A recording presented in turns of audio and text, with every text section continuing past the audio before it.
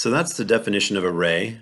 And angle, some of these are very straightforward with SMSG. The union of two rays which have the same endpoint, straight angle, an angle whose rays are distinct but collinear. Okay, so remember the definition of an angle means that I have the union of two rays with the same endpoint. So how can I have the same endpoint for the rays and have them be distinct? That means they have to be different. I can't draw this same one again, but collinear. Well, then it has to point in the opposite direction. And sorry, that's not a very nice straight line there for this particular ray, but that's what we mean. A straight angle is an angle, right, which forces the similar endpoint, and I have to have two different rays, but they have to be on the same line. So that constrains everything for us. Now the angle interior is another situation where I'm using the idea of betweenness. So let's see if we can get this figured out, right? So the angle interior, the way we're going to define it is we're going to put a point X on one of the rays of the angle, and we're going to put the point Y on the other ray of the angle. And we're going to say that if a point P is between X and Y, then it's in the angle interior. Okay, so let's start up the animation and you can see that. So the line segment XY, X is on one of the rays, Y is on the other, and then P can kind of be anywhere in between that we like. All right, so that's the definition. Let me pause that. So if you ever when I embed these animations, you can play around with them. You can zoom in and zoom out with your mouse scroll button, and certain points can be dragged around so you can see different things if you want. So convex polygons. Now this is interesting. People talk about, the mouth of the cave, it's concave, but when you understand the actual definition of concavity and convexity, it really just has to do with whether or not when I draw a line segment connecting 2 points in the figure, whether that line has to be wholly inside the figure, like it is for convex, or whether it can jump outside. So let's start this animation and you'll see. So on the left where it's convex, it doesn't matter where I put the X and the Y. No matter where I put the X and the Y, and no matter how I drag this around, the X's and the Y's, as long as they're in the interior of the polygon, the entire line segment that connects them is also going to be in the interior of the polygon. Now, what happens with concave? Well, with concave, there are lots of places where I can pick, an X over here and a Y over here that's in both of the points are in the figure, but when I connect them with a line segment, part of that line segment jumps outside the figure. Okay, so a convex polygon is one where no matter which 2 points I choose, the entire line segment joining them will be inside the figure. And concave says, well, there exists 2 points, right? So I can choose two. I might have to narrow it down to just a few possibilities, but there will be some place where I can choose 2 points and where the line segment that connects those 2 points has to travel outside the polygon. If it travels outside the polygon, it's concave. So the midpoint, very straightforward. We're using the distance postulate here to say the distance from C to both endpoints is the same. And remember that this notation means distance, right? And this notation means segment, right? So if I say AB, right, I'm talking about the distance from A to B. And if I put the segment bar over it, I'm saying that I'm referring to the line segment AB. So let me kind of explain where that might come in. AB is not equal to segment AB, right? When I'm using segment, I need to use congruence, right? These line segments are congruent. But if I'm talking about the distance from A to B, that is in fact equal to the distance from A to B. So it's important to realize that when you're using this notation here, you're actually saying there's a real number. There's a real number that specifies the distance between the two of them. Here, you're referring to the whole line segment as a geometric object. Angle bisector, notice we're going to use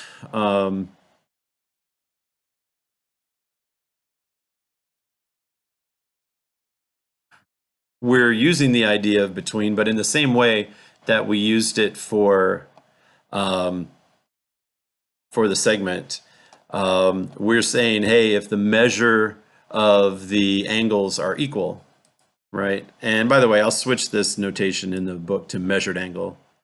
I'll get to that in just a minute. The right angle is an angle with measure 90 degrees, and acute has less than 90 degrees, and obtuse has greater than 90 degrees. Those are very standard. And the perpendicular bisector is exactly what you think. If I have a line segment AB,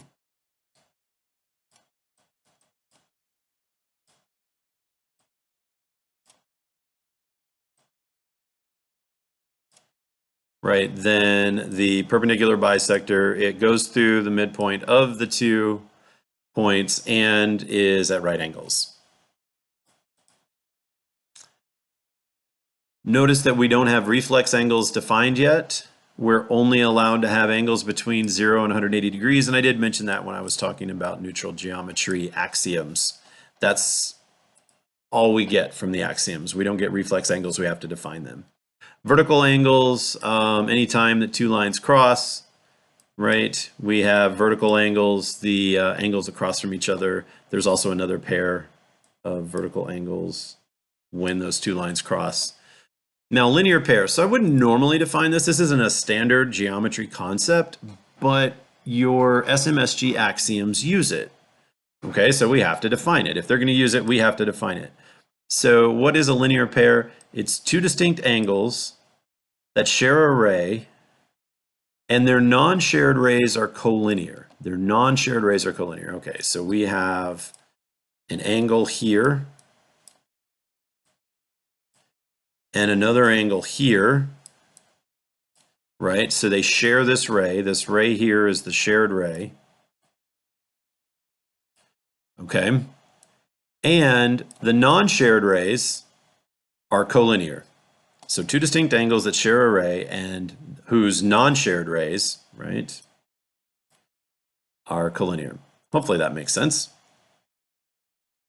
And the reason we need it is because SMSG axioms use linear pair to define supplementary. And here we go. Here's our definition of supplementary, which actually isn't a definition. It comes straight from the axioms. It's the supplementary angle postulate, and it says if 2 angles form a linear pair, they are supplementary. Okay, and again, so since this is an axiom, I probably wouldn't have to define linear pair, but it's just easier to go ahead and do it because there is a way to define it.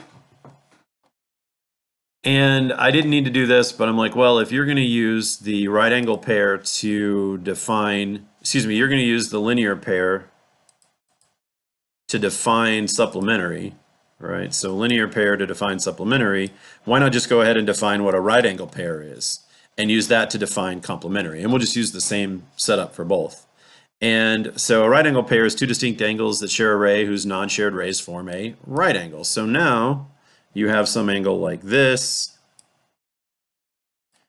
and you have an angle that shares this ray with it that looks like this, and there's a right angle. So now this shared ray is in the middle, and the non-shared rays form a right angle, so that's a right angle pair. And now we have a nice way to define complementary in exactly the same way as we did with the supplementary angle postulate. We'll say complementary angles form a right angle pair.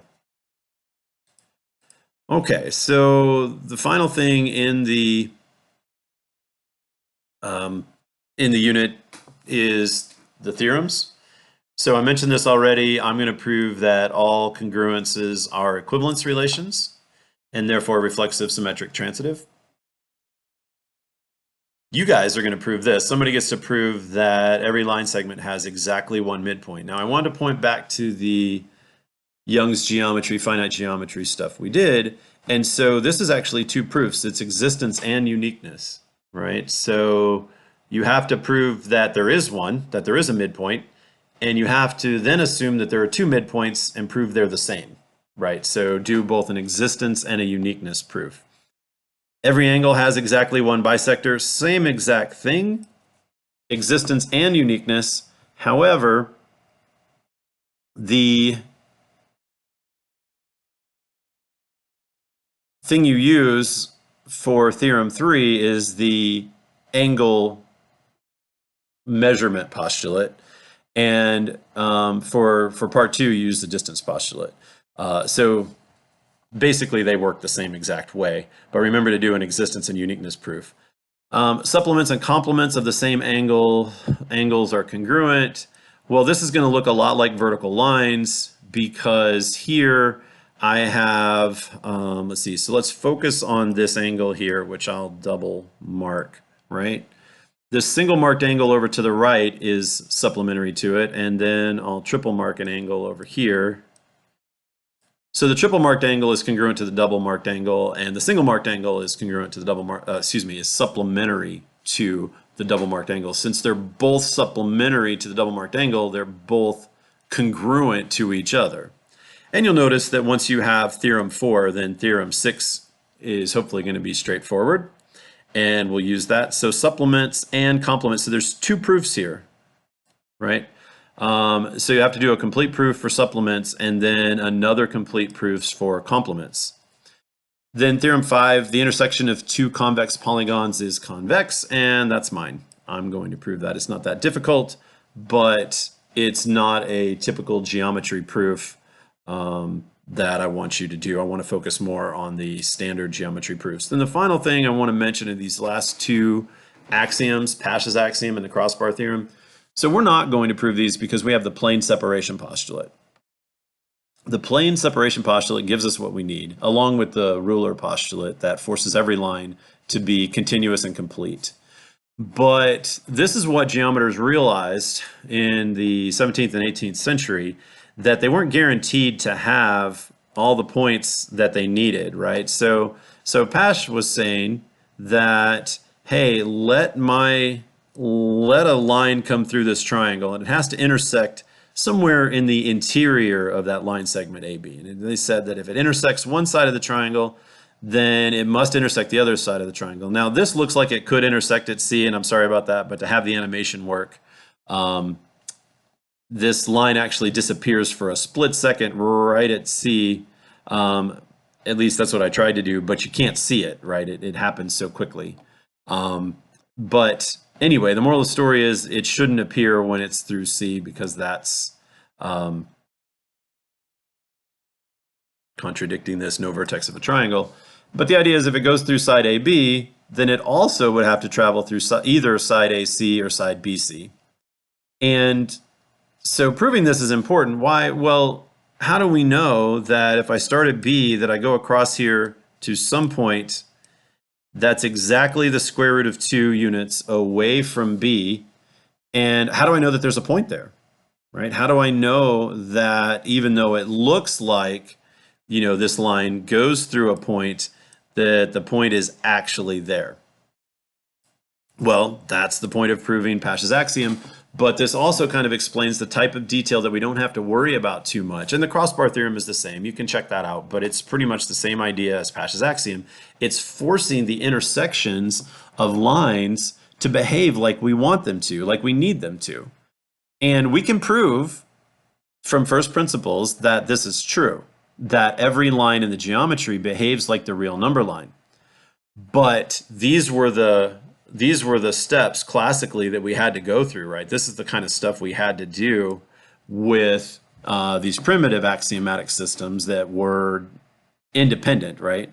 And this is what the SMSG does for us. It skips past some of these they're not tedious particularly, but they're not the kind of geometry that you want to spend time doing, especially not in high school geometry. You don't want to fiddle around with this. And again, the plane separation axiom, that's why it's there, so that we get lines that cross, that intersect. We get that intersection point, and we know that those lines are complete and continuous. So I'll be back with 2 more units on neutral geometry. But this should give you a nice overview to start looking at the proofs in this section that you need to do. You'll find out as we get deeper into neutral geometry that we have some problems with quadrilaterals. The nice thing about neutral geometry is that triangles work pretty much how you think they would. There's one nuance, however, when we are not assuming a parallel condition, and that's that not all angle sums are exactly 180. We can end up proving in this section that triangles have angle sums that are less than or equal to 180 degrees.